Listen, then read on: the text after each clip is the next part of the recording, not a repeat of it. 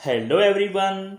वो कहते हैं ना, जो पढ़ता है वही मुकाम हासिल करता है। जीवन की इस दौड़ में पढ़ने वाला ही आगे बढ़ता है। तो हेलो प्यारे बच्चों, मैं आपका टीचर और आज फिर मैं आपके सामने कुछ इम्पोर्टेंट क्वेश्चन सोशल साइंस के लेके आया हूँ। तो ये चलते हैं अपने फर्स्ट क्वेश्चन की तरफ। तो आज का हमारा फर्स्ट क्वेश्चन है कि विजयनगर साम्राज्य की स्थापना कब हुई। तो आपके ऑप्शन है 1340, 1342, 1335 या 1336। तो इसका राइट होगा भाई 1336 के अंदर जो है विजयनगर साम्राज्य की स्थापना हुई। तो आइए जान लेते हैं विजयनगर साम्राज्य के बारे में। अब क्या है कि विजयनगर साम्राज्य जो है 1336 से 1646 तक जो है रहा। मध्यकालीन का एक साम्राज्य था। ये मध्यकालीन क्या था, एक साम्राज्य था। इसके राजाओं ने 310 वर्ष तक राज किया। कब तक राज किया? 310 वर्ष तक राज किया। इसका जो है वास्तविक नाम कर्नाटक साम्राज्य था। और विजयनगर नाम पढ़ने से पहले इसका वास्तविक नाम क्या था? कर्नाटक साम्राज्य। और इसकी जो स्थापना है हरिहर और बुक्का राय नामक दो भाइयों ने की थी। पुर्तगाली इस साम्राज्य को बिसनागा राज्य के नाम से जानते थे। अब बात करते हैं नेक्स्ट पॉइंट पर कि लगभग 225 वर्ष के उत्कर्ष के बाद सन 1565 में इस राज्य की भारी पराजय हुई और राजधानी थी जो विजयनगर को जला दिया गया। और उसके पश्चात क्षीण रूप में यह 70 वर्ष और चला। राजधानी विजयनगर के अवशेष आधुनिक जो कर्नाटक राज्य में हम्पी शहर के निकट पाए जाते हैं। और यह एक विश्व विरासत स्थल है। पुरातात्विक खोज से इस साम्राज्य की शक्ति तथा धन संपदा का जो है पता चलता है। तो ये तो थी छोटी सी जानकारी विजयनगर साम्राज्य के बारे में। तो आइए चलते हैं अपने नेक्स्ट क्वेश्चन पर। नेक्स्ट क्वेश्चन इंपॉर्टेंट क्वेश्चन है कि मक्का का प्रस्थान द्वार माना जाता है। जो मक्का है उसका प्रस्थान द्वार माना जाता है अहमदाबाद को, गोलकुंडा, सूरत या इनमें से कोई नहीं। तो इसका राइट आंसर होगा सूरत। कि मक्का का जो प्रस्थान द्वार है वो किसको माना जाता है भाई? सूरत को माना जाता है। चलते हैं नेक्स्ट क्वेश्चन पर। नेक्स्ट क्वेश्चन है आपका क्रिस्टोफर कोलंबस किस देश का नाविक था। अब क्रिस्टोफर कोलंबस के ऊपर भी क्वेश्चन अक्सर पूछे जाते हैं। तो क्रिस्टोफर कोलंबस किस देश का नाविक था? पुर्तगाली था, स्पेन का था, इटली या फ्रांस? तो आपने गैस कर ही लिया होगा। तो किस देश का नाविक था? तो ये नाविक था भाई इटली का। कौन? Christopher Columbus. तो ये जान लेते हैं क्रिस्टोफस कोलंबस के बारे में। क्रिस्टोफस कोलंबस की महान नाविक जिसने अमेरिका की खोज की। तो सबसे पहले क्वेश्चन यही होता है कि क्रिस्टोफर कोलंबस ने किसकी खोज की थी? अमेरिका की खोज की।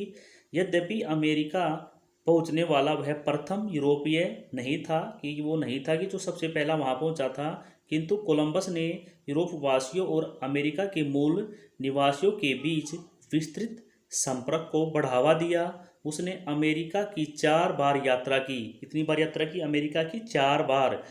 इसका खर्च और उसका जो पूरा खर्च था यात्राओं का वो किसने उठाया? स्पेन की रानी इसाबेल। स्पेन की रानी थी इसाबेल जो उसका पूरा खर्च उठाती थी। क्योंकि लूट के धन से रानी का भी हिस्सा होता था। क्योंकि जो भी धन वो लूटता था उसमें किसका हिस्सा होता था? रानी का। द्वीपों पर बस्ती बनाने की कोशिश की और इस प्रकार अमेरिका में स्पेनी उपनिवेशवाद की नींव रखी। इस प्रकार इस नई दुनिया में यूरोपीय उपनिवेशवाद की प्रक्रिया जो है प्रारंभ हुई। तो ये चलते हैं अपने नेक्स्ट क्वेश्चन पर। नेक्स्ट क्वेश्चन है हमारा किस जनजाति का कारवा टांडा कहलाता है? कि कौन सी जनजाति है जिसका कारवा टांडा कहलाता है? चेरो, भीलो, बंजारो, उपरोक्त सभी? तो इसका राइट होगा भाई बंजारो। कि बंजारो का जो कारवा है उसको हम टांडा भी कहते हैं। चलते हैं अपने नेक्स्ट क्वेश्चन पर। ये नयनार कौन से संत थे? अब नयनार जो है किन को कहा जाता था? शैव संत को, वैष्णव संत को, या कृष्ण के भगत थे उनको, या उपरोक्त सभी को कहा जाता था? तो इसका राइट होगा भाई शैव संत यानी कि जो शिव के भगत थे उनको नयनार कहा जाता था। तो आइए जान लेते हैं नयनार के बारे में। नयनार भगवान शिव के भगत संत थे कि नयनार लोग कौन थे, जो शिव के भगत थे उनको हम नयनार कहते थे। उनका उद्भव मध्यकाल में मुख्यतः दक्षिण भारत के तमिलनाडु में हुआ। ठीक है, कुल 63 नयनारों ने शिव सिद्धांतों के प्रयास में महत्वपूर्ण भूमिका निभाई। क्वेश्चन ये भी बनता है कि कुल कितने नयनार थे, तो आंसर होगा कितने भाई 63 यानी कि 63। इस प्रकार विष्णु के भगत संतों को आलवार कहते हैं। जिस प्रकार शिव के भक्तों को नयनार कहते हैं उसी प्रकार विष्णु के भक्तों को बोलते हैं आलवार। ओके, चलते हैं नेक्स्ट क्वेश्चन पर। अब बात तो करते हैं कि आलवार संत संख्या में थे। अब आलवार जो संत थे वो संख्या में कितने थे? नयनार तो 63 थे, तो अलवार कितने थे? तो अलवार थे भाई 12। ओके, तो जान लेते हैं अलवार के बारे में। देख, आलवार तमिल यानी तमिल शब्द है आलवार, अर्थ होता है भगवान में डूबा हुआ, जिसका अर्थ क्या होता है? भगवान में डूबा हुआ। तमिल कवि एवं संत थे। उनका काल 6ठी से 2री शताब्दी के बीच रहा है। उनके पदों का संग्रह दिव्य प्रबंध कहलाता है, और उनका जो संग्रह है उसको हम क्या बोलते हैं? दिव्य प्रबंध, जो वेदों के तुल्य माना जाता है। जो किसके समान है? बिल्कुल वेदों के। आलावार संत भक्ति आंदोलन के जन्मदाता माने जाते हैं। तो क्वेश्चन यहाँ से अराइज होगा क्या कि कौन से संत है जो भक्ति आंदोलन के जन्मदाता माने जाते हैं? तो वो आपका कौन सा है? आलवार संत। ओके, चलते हैं अपने नेक्स्ट क्वेश्चन पर। तो नेक्स्ट क्वेश्चन है हमारा रामानुज। अब रामानुज का जन्म कहाँ हुआ था? तमिलनाडु, केरल, पंजाब या बंगाल? तो रामानुज का जन्म कहाँ हुआ था?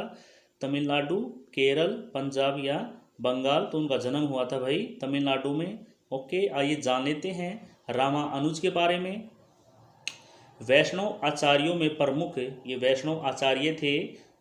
रामानुजाचार्य की शिष्य परंपरा में ही रामानंद हुए, जिनके शिष्य कबीर, रैदास और सूरदास थे। ओके, रामानुज ने वेदांत दर्शन पर आधारित अपना नया दर्शन विशिष्ट अद्वैत वेदांत लिखा था। उन्होंने कौन सा लिखा था? अद्वैत वेदांत लिखा था। रामानुजाचार्य ने वेदांत के अलावा 7वीं 10वीं शताब्दी के रहस्यवादी एवं भक्ति मार्गी आलवार संतों के भक्ति दर्शन तथा दक्षिण के पंचरात्र परंपराओं को अपने विचारों का आधार बनाया। किसने आधार बनाया? ये रामानुज ने। ओके, चलते हैं नेक्स्ट क्वेश्चन पर।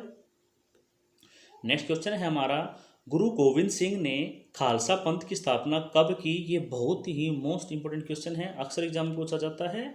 तो 1604, 1606, 1690 या 1699? तो ये सबको पता होगा कब था? 1699 के अंदर।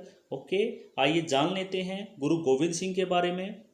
गुरु गोविंद सिंह ने सिखों के पवित्र ग्रंथ कि सिखों का जो पवित्र ग्रंथ है गुरु ग्रंथ साहिब को पूरा किया। तो यही है कि किसने जो है गुरु ग्रंथ साहिब को पूरा किया, तो वो कौन थे? गुरु गोविंद सिंह। उसके बाद वे सिखों के 10वें गुरु थे। तो गुरु गोविंद सिंह जो है 10वें गुरु थे। उनके पिताजी श्री गुरु तेग बहादुर जी थे, और उनके जो पिता थे वो कौन थे? गुरु तेग बहादुर जी थे। 11 नवंबर सन 1675 को 10वें गुरु बने थे। जो कौन से गुरु बने थे? 10वें गुरु उनके पिताजी थे। वे एक महान योद्धा, कवि, भक्त एवं आध्यात्मिक नेता थे। सन 1699 में वैसाखी के दिन उन्होंने खालसा पंथ की स्थापना की, जो सिखों के इतिहास का सबसे महत्वपूर्ण जो है दिन माना जाता है। तो खालसा पंथ की जो है स्थापना किसने की थी? गुरु गोविंद सिंह ने। कब की थी? वैसाखी के दिन की थी। और कब की? 1699 ईस्वी में। चलते हैं नेक्स्ट क्वेश्चन पर।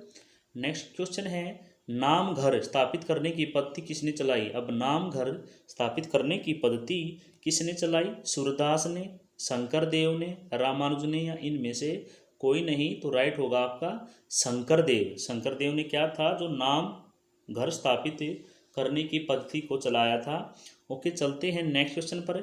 सूफी संत जहाँ सूफी संत रहते हैं, सूफी संस्था जहाँ सूफी संत रहते हैं अब जो यहाँ पर सूफी संत रहते हैं उसको क्या कहते हैं? दरगाह, खानकाह, मंदिर या मस्जिद। ओके, कि सूफी संस्था, जहाँ सूफी संत रहते हैं कि उनकी जो संस्था उसको क्या कहते हैं? दरगाह, खानकाह, मंदिर या मस्जिद, तो उसको बोलते हैं हम खानकाह। सूफी संस्था उसको बोलते हैं भाई खानकाह। चलते हैं नेक्स्ट क्वेश्चन पर।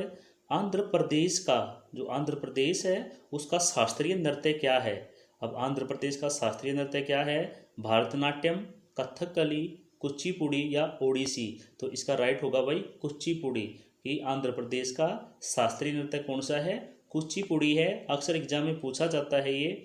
नेक्स्ट क्वेश्चन है हमारा केरल का शास्त्रीय नृत्य। अब केरल का भरतनाट्यम, कथकली, ओडिसी या कुचिपुड़ी। तो केरल का कौन सा होगा भाई? कथकली। ओके, चलते हैं नेक्स्ट क्वेश्चन पर। अब अवध के संस्थापक कौन थे? अब अवध के संस्थापक कौन थे? सआदत खान, मुर्शिद कुली खां, आसफ जहां या अकबर। तो किसने जो है अवध की स्थापना की थी? तो अवध की स्थापना की थी सआदत खान ने की थी। अब चलते हैं नेक्स्ट क्वेश्चन पर। सिखों के 10वें गुरु कौन थे? गुरु नानक, गुरु तेग बहादुर, गुरु गोविंद सिंह या गुरु अंगद। तो इसका राइट आंसर क्या होगा? गुरु गोविंद सिंह सिखों के 10वें गुरु थे। अब चलते हैं अपने नेक्स्ट क्वेश्चन की तरफ। Question number 15। रेनेल को हिंदुस्तान के नक्शे तैयार करने का काम किसने सौंपा? जो रेनेल था जिसने हिंदुस्तान का नक्शा तैयार किया, उसको किसने काम सौंपा? Robert Clive, Warren Hastings, Dalhousie या जॉर्ज पंचम। तो इसका राइट क्या होगा भाई? रॉबर्ट क्लाइव ने जो है रेनेल को हिंदुस्तान के नक्शे बनाने का काम सौंपा। तो आइए चलते हैं और जान लेते हैं रॉबर्ट क्लाइव के बारे में कि भारत में ब्रिटिश साम्राज्य का संस्थापक था कौन? Robert Clive. मद्रास के बंदरगाह पर कलरक बनकर जो है यह आया था। तो रॉबर्ट क्लाइव कौन था? कि भारत ब्रिटिश साम्राज्य का संस्थापक था और जो है मद्रास में बंदरगाह पर क्या बनकर आया था? ये कलरक बनकर आया था। चलते हैं नेक्स्ट क्वेश्चन पर। जेम्स मिल द्वारा लिखित भारतीय इतिहास के खंड का नाम क्या है? कि जेम्स मिल द्वारा लिखित भारतीय इतिहास के कालखंड में उनका नाम क्या है? हिंदू, मुस्लिम, ईसाई या उपरोक्त सभी। तो इसका राइट क्या होगा भाई? उपरोक्त सभी। चल अब जान लेते हैं जेम्स मिल के बारे में।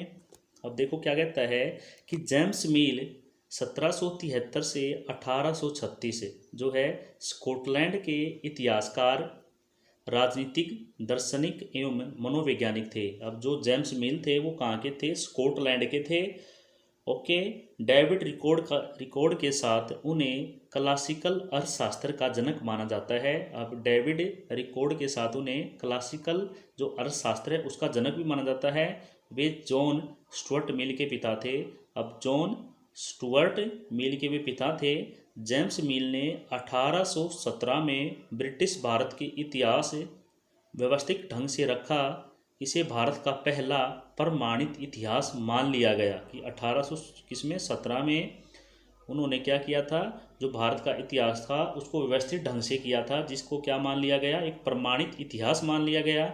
जेम्स मिल 1819 में कंपनी के बोर्ड में नियुक्त हुए थे। कब? 1819 में नियुक्त हुए और 10 वर्षों के भीतर ही भारत का संपूर्ण ब्रिटिश प्रशासन उनके अधीन आ गया था। उनकी पुस्तक कंपनी सरकार के हर कर्मचारी को पढ़नी पड़ती थी। उसी आधार पर भारत का शासन जो है चलता था। मिल भारत कभी भी नहीं आए थे। जो जेम्स मिल थे वो भारत कभी भी नहीं आए थे। चलते हैं नेक्स्ट क्वेश्चन पर। नेक्स्ट क्वेश्चन है वॉरेन हेस्टिंग कब भारत के गवर्नर जनरल बने? तो वॉरेन हेस्टिंग 1771, 1772, 1774 या 1773। तो कब बने थे वो बने थे 1773 के अंदर। आइए जान लेते हैं वॉरेन हेस्टिंग के बारे में। वॉरेन हेस्टिंग क्या था? कि अंग्रेज राजनीतिक था जो भारत के महाराज्यपाल उन्हें और रॉबर्ट क्लाइव को भारत में ब्रिटिश साम्राज्य की नींव रखने का श्रेय दिया जाता है। दोनों को ही, किसको? रॉबर्ट क्लाइव को भी और वॉरेन हेस्टिंग को भी। फोर्ट विलियम प्रेसिडेंसी यानी बंगाल का प्रथम गवर्नर तथा बंगाल की सुप्रीम काउंसिल का अध्यक्ष, और इस तरह 1773 से 1785 तक वह भारत का प्रथम वास्तविक गवर्नर जनरल जो है रहा था। कौन रहा था? वॉरेन हेस्टिंग 1773 से 1785 तक रहा था। 1787 में भ्रष्टाचार के मामले में उस पर जो है महाभियोग चलाया गया, लेकिन एक लंबे परीक्षण के बाद उसे 1795 में अंततः बरी कर दिया गया और 1814 में उसे प्रीवी काउंसलर जो है बनाया गया। ओके, तो हम बड़ी कोशिश करते हैं कि आपको ज़्यादा से ज़्यादा अच्छे अच्छे क्वेश्चन यहाँ पे प्रोवाइड किए जाएं, और हमारी कोशिश रहती है कि आपको क्वेश्चन से रिलेटेड सभी प्रकार की जानकारी दे दी जाए। तो प्यारे बच्चों, आप साथ साथ वीडियो को शेयर करते रहें, लाइक भी करें, और आपका एक लाइक हमें काफ़ी मोटिवेशन देता है, और उसी मोटिवेशन के कारण हम जो है आपके लिए ऐसी ऐसी वीडियो लेकर आते हैं। आप हमारे चैनल पर ट्रिक वोकैब भी देख सकते हैं कि हमने आपको वोकैबलरी याद कराई है, वो भी किसके माध्यम से, ट्रिक के माध्यम से। ओके, चलते हैं नेक्स्ट क्वेश्चन पर। नेक्स्ट क्वेश्चन है वास्को डी गामा कब भारत पहुंचा। बार बार पूछे जाने वाला क्वेश्चन है। 1600, 1500, 1448 या 1400। तो राइट क्या होगा, सबको पता होगा 1498। ओके, सॉरी मैंने 1448 बोला होगा, ये क्या है 1498। तो 1600, 1500, 1498 और 1400, तो कब आए वो 1498 में। ओके, आइए जान लेते हैं वास्को डी गामा के बारे में। अब क्या है कि वास्को डी गामा की खोजकर्ताओं में से एक और यूरोप से भारत सीधी यात्रा करने वाले जहाज़ों का कमांडर था। कौन, वास्को डी गामा, जो cap of good hope Africa के दक्षिणी कोने से होता हुआ भारत पहुंचा, और वह जहाज द्वारा 3 बार जो है भारत आया। अगर पूछा जाए कितनी बार भारत आया, ये 3 बार भारत आया था, और कैप ऑफ गुड होप से होता हुआ कहाँ आया था, ये भारत। चलते हैं नेक्स्ट क्वेश्चन पर। हुमायूं का मकबरा कहाँ पर है। अब हुमायूं का जो मकबरा है वो कहाँ पर है, आगरा, जयपुर, दिल्ली या पानीपत। तो हुमायूं का मकबरा कहाँ है भाई, दिल्ली में है। आइए जान लेते हैं हुमायूं के मकबरे के बारे में।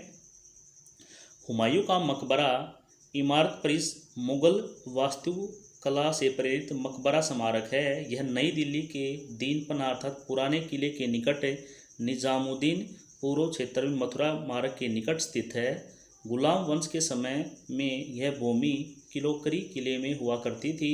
हुमायूं की कब्र सहित कई अन्य राजसी लोगों की भी कब्र है, और यह समूह विश्व धरोहर घोषित हैं एवं भारत में मुगल वास्तुकला का प्रथम उदाहरण है।